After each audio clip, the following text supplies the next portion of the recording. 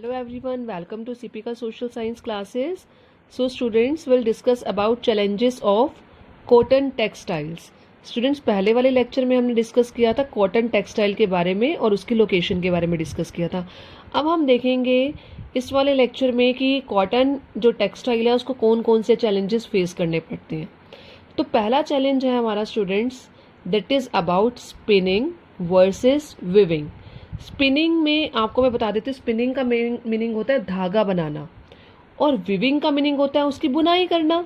तो दोनों अलग अलग चीज़ हैं, दोनों अलग टर्म्स हैं. स्पिनिंग में हम यार्न जनरेट करते हैं और विविंग से हम क्लॉथ जनरेट करते हैं. यार्न मतलब धागा, क्लॉथ मीन्स कपड़ा. तो आई होप आपको दोनों वर्ड्स का मीनिंग क्लियर हो गया होगा. ठीक है students. A spinning is centralised in Maharashtra, Gujarat and Tamil Nadu. Spinning का जो सारा वर्क होता है मतलब धागा बनाने का सारा काम जो होता है, क्योंकि हमें रॉ कॉटन मिलती है. रॉ कॉटन कैसी होती है स्टूडेंट्स? रॉ कॉटन रुई की तरह होती है. उस रुई को हम क्या करते हैं, बिल्कुल बिल्कुल बारीक बारीक से उसके थ्रेड बनाते हैं.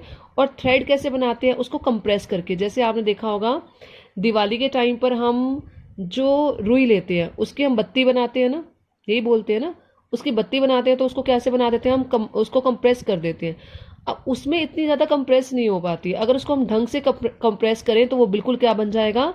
धागा बन जाएगा. जो हमारे हाथ से पॉसिबल नहीं है वो मशीन मेड होता है, इसलिए वो बिल्कुल अच्छी तरह से कंप्रेस हो जाता है.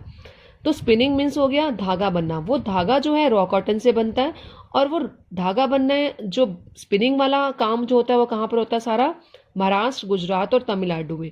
क्यों होता है? क्योंकि रॉ कॉटन वहीं से जनरेट होती है. जहाँ से रॉ कॉटन मिलेगी स्पिनिंग भी वहीं होगी. उसके बाद है विविंग. विविंग मतलब हमें धागा मिल गया है, अब उसके हमने क्या करना है? उससे कपड़ा बनाना है. अब जो कपड़े बनाने का जो सारा प्रोसेस है वो डिसेंट्रलाइज्ड. सेंट्रलाइज मतलब होता है एक जगह पर होना, डिसेंट्रलाइज होता है हमने उस प्रोसेस को डिफरेंट डिफरेंट पार्ट्स में डिवाइड कर दिया. तो विविंग क्या होता है? Decentralize. To incorporate traditional skills and design of weaving. आप देखो स्टूडेंट्स, आपने सुना होगा कांजीवरम साड़ी, या आपने सुना होगा पश्मीना की शॉल या बनारसी कपड़ा. तो ये जो सारे कपड़े हैं ये अलग अलग एरिया पे बनते हैं. धागा वही यूज हो रहा है, बट उसमें हमने अगर ट्रेडिशनल आउटलुक देना है तो हमें उस जगह पे बनवाना पड़ता है, क्योंकि वो ही लोग जो जहाँ पे रहते हैं उन्हें पता है कि किस तरीके से हमने उस कपड़े को बनाना है. क्योंकि अगर बनारसी साड़ी है तो ऑफकोर्स वहाँ कहाँ से मिलेगी? बनारस से मिलेगी. तो ट्रेडिशनल आउटलुक देने के लिए, उसके अंदर इनकलकेट करने के लिए, ट्रेडिशनल मतलब लुक आए उसकी, तो वो चीज़ें कहाँ हैं? अलग अलग जो विविंग है वो हमने अलग अलग एरियाज में डिवाइड कर दी है. तो जिससे वो प्रोसेस क्या हो गया? डिसेंट्रलाइज हो गया. स्पिनिंग है वो सेंट्रलाइज है, एक जगह पे होती है, और विविंग है कपड़े की, वो डिज़ाइन अलग अलग देने की वजह से वो क्या होती है? अलग अलग प्लेसेस पर होती है. तो ये इसका ड्रॉबैक भी है. देखते हैं कैसे इसका ड्रॉबैक है ये विविंग का. India has world class spinning. मतलब इंडिया के पास वर्ल्ड क्लास स्पिनिंग है. मतलब हमारे इंडिया का जो धागा है वो पूरे वर्ल्ड में बहुत ही अच्छा है, मतलब जिसकी वैल्यू बहुत ज़्यादा है all over the world. But viewing मतलब फैब्रिक, जिसे हमने कपड़ा बोलते हैं हम, supplies low quality of fabric. वो इतना अच्छा नहीं है, वो लो क्वालिटी का है. स्पिनिंग मतलब धागा जो जनरेट हो रहा है वो हाई क्वालिटी का है, जिसकी वर्ल्ड में बहुत ज़्यादा डिमांड है. और जो विविंग है वो क्या है? हमारा लो क्वालिटी का. इसलिए जो हमारी इंडस्ट्रीज़ हैं, हमारी इंडिया की इंडस्ट्रीज़ हैं, वो क्या करती हैं? एक्सपोर्ट करती हैं यार्न. धागे को एक्सपोर्ट करती हैं दूसरी कंट्रीज़ में, क्योंकि डिमांड इतनी ज़्यादा है हाई क्वालिटी का जो है. But import fabric. अब यहाँ पर फैब्रिक इतना अच्छा नहीं बनता, कपड़ा इतना अच्छा नहीं बनता, बुनाई इतनी अच्छी नहीं होती. तो जो मतलब जैसे हमने जापान है, जापान को हमने क्या किया? एक्सपोर्ट किया अपना यार्न. अब यही कंट्रीज ऐसी हैं, जापान जैसी होगी या इजिप्ट जैसी, ये कंट्रीज ऐसी हैं जो हमारी कंट्री से यार्न लेके और उसको फैब्रिक में कन्वर्ट करके हमें ही सेल करती है. तो हमारा जो फैब्रिक है वो इन्हीं कंट्रीज से आता है, इन्हीं कंट्री, इस कंट्री से भी आता है और कंट्री से भी आता है. तो we export yarn but import fabrics. 1/4 of share in world trade of cotton yarn. अब स्टूडेंट ध्यान से सुनना, 1/4 है हमारा शेयर. किसको? किसमें? कॉटन यार्न में.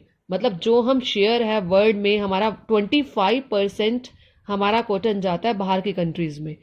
और बट हमारा जो गारमेंट में जो ट्रेड है वो ओनली कितना है 4%, क्योंकि हमारे यहाँ पर वीविंग इतनी अच्छी नहीं है। वीविंग के लिए हमें क्लोथ कहाँ से लेना पड़ता है, जो क्लोथ बना है मतलब वीवो के आया वो कहाँ से आता है, बाहर से आता है। तो इसलिए गारमेंट इंडस्ट्रीज में हमारा इंडिया का जो शेयर है वो कितना है, सिर्फ 4%।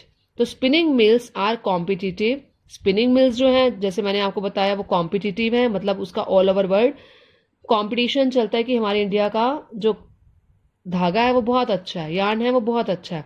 बट वीविंग हो गई, knitting and processing unit can not use much high quality yarn, उनको उसका यूज करना नहीं आता प्रॉपरली, उससे अच्छी क्वालिटी का क्लोथ जनरेट नहीं करना आता, जिसकी वजह से हमारी कंट्री का ये बहुत बड़ा, हमारी कंट्री की इंडस्ट्रीज का बहुत बड़ा ड्रॉबैक है।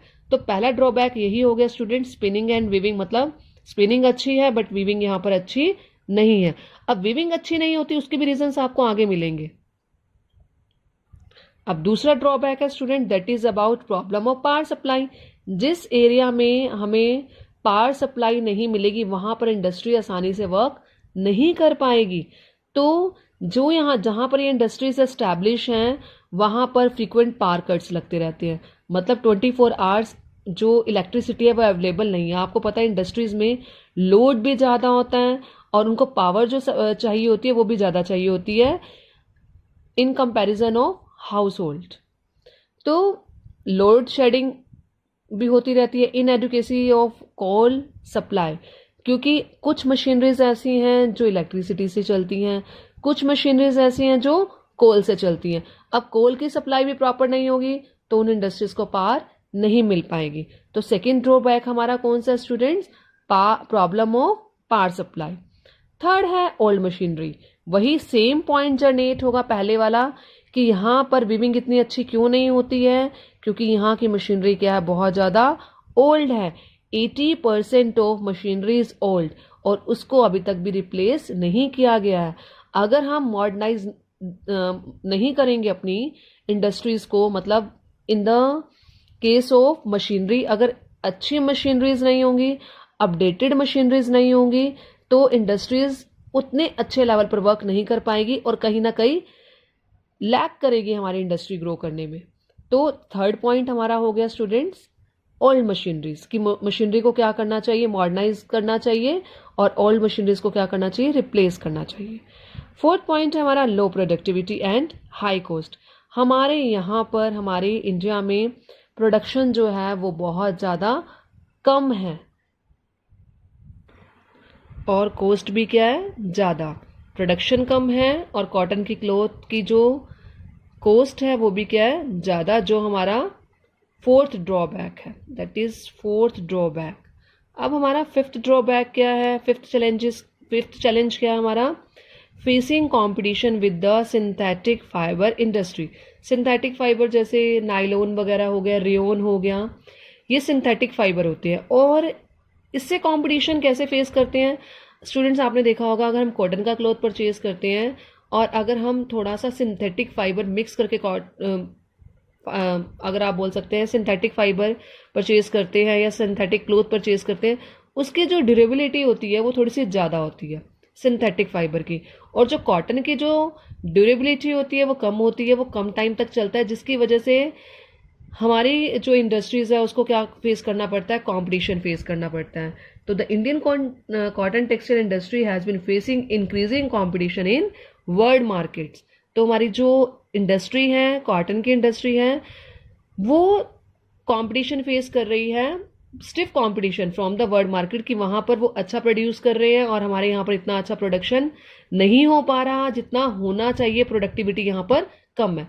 तो स्टूडेंट्स ये थे हमारे 5 challenges about, first is spinning and weaving, and second is problem of power supply, third हमारा है old machinery, fourth है low productivity and high cost, and fifth हमारा है facing competition with the synthetic fiber industry. So students, ये आपका एक 5 mark का question आता है कि tell me the challenges, which are the challenges that are faced by the cotton textile industry. तो आई होप स्टूडेंट्स आपको ये वाला इस लेक्चर में चैलेंजेस क्लियर हो गए होंगे और नेक्स्ट लेक्चर में पढ़ेंगे हम जूट इंडस्ट्री के बारे में। Okay students.